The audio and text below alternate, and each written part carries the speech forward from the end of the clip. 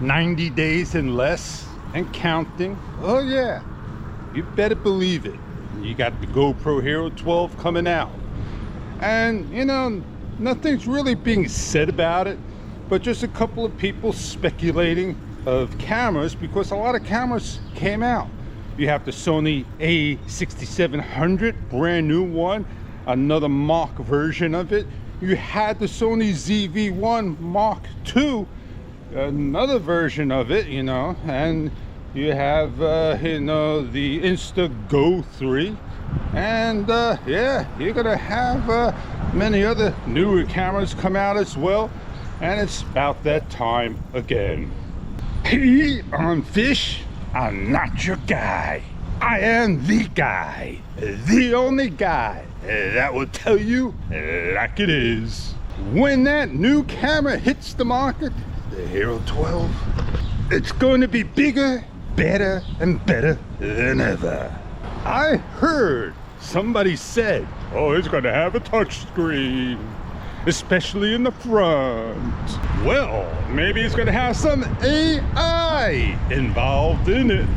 Maybe, just maybe, a GP3 chip. Oh, you can forget about it, because you know Hyper Smooth 6.0 and Time Warp 6.0. Oh, wait a second. What about Time Lapse 1.0?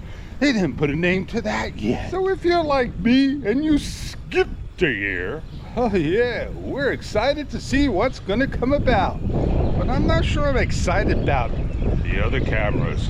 Well, I did a shot yesterday, and man, let me tell you, I was dead center where I was supposed to be. Not in focus, man. And that is my latest and the greatest and recent new camera.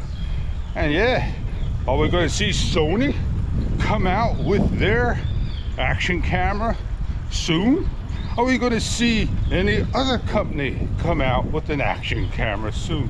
Well, I'm moving on. I spread my little joy, my little fun.